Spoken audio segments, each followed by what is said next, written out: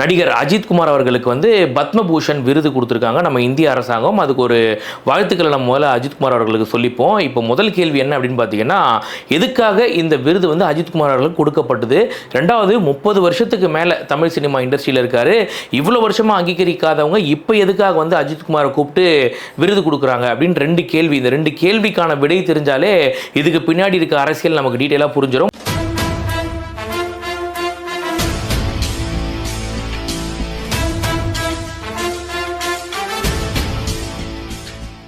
முதல் விஷயம் என்னன்னு பார்த்தீங்கன்னா, அஜித்குமார் அவர்களுக்கு இந்த விருது வழங்கப்பட்டதுக்கான காரணம் என்னன்னு பார்த்தீங்கன்னா, கலைத்துறையில் அவர் சாதிச்சதுக்காக, அவர் வந்து ஒரு சாதனையாளர் அப்படின்றதுக்காக, கலைத்துறையை கௌரவிக்கிறதுக்காக அவருக்கு இந்த ஒரு விருதை கொடுத்துருக்காங்க. இதில் வந்து இந்திய அரசால் கௌரவிக்கப்படுற விருதுகள் என்னென்னு பார்த்தோம்னா, முதல் விருது பாரத ரத்னா, 2வது பத்ம விபூஷன், 3வது பத்மபூஷன், 4வது பத்மஸ்ரீ. இதில் 3வதாக சொல்லப்பட்ட இந்த பத்மபூஷன் விருதை தான் இன்னைக்கு அஜித்குமார் அவர்கள் கொடுத்துருக்காங்க. என்ன காரணம்னாக்கா, கலைத்துறையில் அவர் சாதிச்சதுக்காக. ஏன்னா பல பேர் வந்து பார்த்தீங்கன்னா, அவர் இப்போ துபாய் கார் ரேஸில் வந்து 3வது இடம் வந்ததுக்காக தான் இதை கொடுத்துருக்காங்கன்னு நினச்சாங்க. அது துபாய் கவர்மெண்ட் நடந்துச்சு. அந்த துபாய் கவர்மெண்ட் நடத்தின கார் ரேஸ்க்கு இந்திய அரசாங்கம் இந்த விருதை கொடுத்துச்சுன்னா அதை விட காமெடி உலகத்தில் வேறு எதுவுமே கிடையாது. அவர் வந்து சினிமா துறையில் இருந்து சாதிக்கிறாரு, அவர் இன்ஸ்பிரேஷனாக இருக்காரு. கலைத்துறையில் அவரோட பயணத்துக்காக தான் வந்து கௌரவிக்கும் வகையில் இந்திய அரசாங்கம் இன்னைக்கு வந்து பார்த்தீங்கன்னா இந்த ஒரு விருதை அஜித்குமார் அவர்கள் கொடுத்துருக்குறாங்க. இப்போ இதுக்கு பின்னாடி அரசியல் ஏதாவது இருக்குமா அப்படின்னு கேட்டிங்கன்னாக்கா, சத்தியமாக இதுக்கு பின்னாடி அரசியல் இருக்குது. வழக்கமாக நம்ம வந்து அரசியல் அப்படின்னாலே திமுக தான் இதை பண்ணிட்டாங்க, திமுக தான் அதை பண்ணிட்டாங்க அப்படின்னு சொல்லுவோம். இந்த தடவை திமுக இதை பண்ணல, திமுக வேற ஒன்று பண்ணுச்சு. அதுக்கு பதிலாக இப்போ இந்த விருதை கொடுத்தது யாருன்னு பார்த்தீங்கன்னாக்கா, இந்திய அரசாங்கம், பிஜேபி கவர்மெண்ட் தான் இதை கொடுத்துருக்கு. ரெண்டாவது, நம்ம டிஎம்கே கூட வந்து பார்த்தீங்கன்னாக்கா, திமுக அரசு வந்து என்ன சொல்லியிருக்குனாக்கா, அஜித்குமாருக்கு நாங்கள் ஸ்பான்சர் பண்ணுறோம் அப்படின்றாங்க. இவ்வளோ நாள் ஸ்பான்சர் பண்ணாமல் எதுக்கு இப்போ ஸ்பான்சர் பண்ணுறாங்க அப்படின்னு ஒரு பெரிய கேள்வி. பிஜேபி அரசாங்கம் இவ்வளோ வருஷமாக வந்து அஜித்குமாரை கௌரவிக்காமல் இப்போ எதுக்காக கௌரவிக்கிறாங்கன்ற ஒரு பெரிய கேள்வி. இப்போ நீங்கள் பார்த்தீங்கன்னா, விஜய் அவர்கள் அரசியலுக்கு வந்தது தான் இதுக்கு எல்லாத்துக்கும் ஒரு பெரிய காரணம் அப்படின்னு சொல்லுவேன்.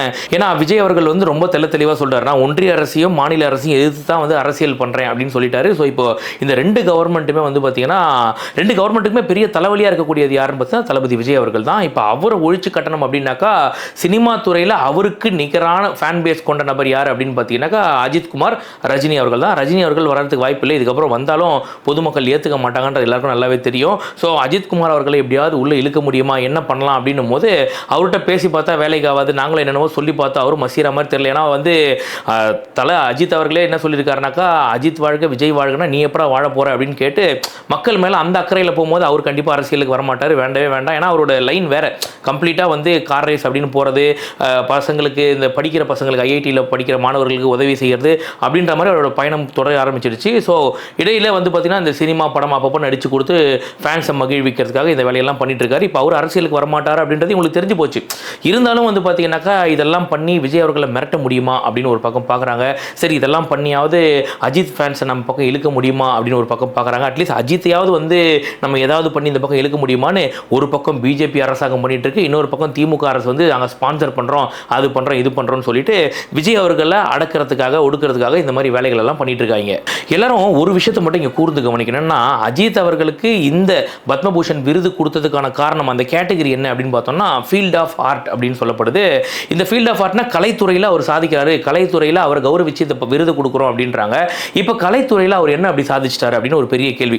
அவர் ஒரு நல்ல நடிகரா அப்படின்னு கேட்டால் நடிகர் தான், அது இல்லைன்னு சொல்லலை. ஆனால் நல்ல நடிகர், விஜய் அளவுக்கு ரொம்ப ஈக்குவலான நடிகரா அப்படின்னு கேட்டிங்கன்னா ஒரு படி கம்மி அப்படின்னு தான் சொல்ல முடியும். ரெண்டாவது, அவர் பயங்கரமாக நடனம் ஆடக்கூடியவர். இந்த நடனத்துக்காக தான் அவர் இந்த விருது கொடுத்துருக்கோம்னா அவரோட ஃபேன்ஸே ஒத்துக்க மாட்டாங்க, அவர் அந்த அளவுக்கு டான்ஸ் ஆட மாட்டார்னு எல்லாருக்குமே தெரியும். விஜய் அளவுக்கு கம்பேர் பண்ணாக்க கண்டிப்பாக ஆட மாட்டார், எல்லாருக்கும் தெரியும். அப்போது விஜய்க்கு கொடுக்காத இந்த விருதை ஏன் அஜித்துக்கு கொடுத்தாங்கன்ற ஒரு பெரிய கேள்வி எல்லாருக்கும் வரத்தான் செய்யும். அதுக்கு ஒரு பெரிய காரணம், அதுக்கு ஒரு பெரிய அரசியல் என்ன அப்படின்னு பார்த்தீங்கன்னா, விஜய் அவர்களை மிரட்டுறதுக்காகவும் விஜய் அவர்களை ஒடுக்கிறதுக்காகவும் விஜய்க்கு எதிராக இன்னொருத்தர் வர வைக்கணும் அப்படின்ற அந்த ஒரு காரணத்துக்காக மட்டும்தான் இன்னைக்கு அஜித் அவர்களுக்கு கௌரவிச்சு இந்த விருதை கொடுத்துருக்காங்க. இல்லைனா இத்தனை வருஷம் கண்டுக்காதவங்களை இப்போ மட்டும் ஏன் கூப்பிட்டு கௌரவிக்கிறாங்க?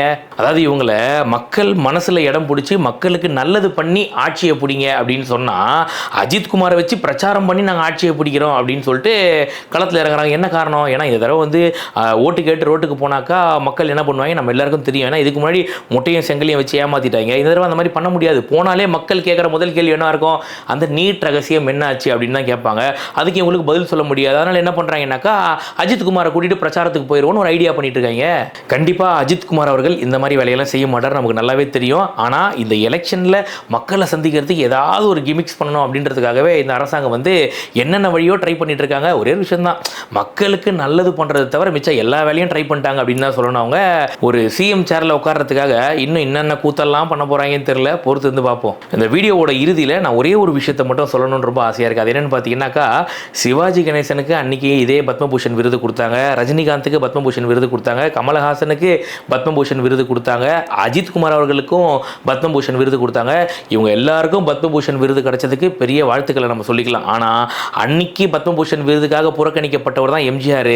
இன்னைக்கு அதே பத்மபூஷன் விருதுக்காக புறக்கணிக்கப்பட்டவர் தான் நம்ம தளபதி விஜய் அவர்கள். ஸோ அன்னைக்கு அவர் சிஎம் ஆயிட்டாரு, இன்னைக்கு ஒரு சிஎம் ஆக போறார் அப்படின்றதுல எந்த ஒரு மாற்றமும் இல்லை. ஸோ அதனால விஜய் ஃபேன்ஸ் யாராக இருந்தாலும் பத்மபூஷன் விருது தளபதி அவர்கள் கிடைக்கல அப்படின்னாக்கா சந்தோஷப்படுங்க. எம்ஜிஆருக்கும் அன்னைக்கு கிடைக்கல, தளபதிக்கும் இன்னைக்கு கிடைக்கல. ஸோ 26 என்ன நடக்க போகுது அப்படின்றது உங்க எல்லாருக்கும் தெரிஞ்சிருக்கும். அதை மட்டும் நினைச்சு சந்தோஷப்படுவோம் நம்ம.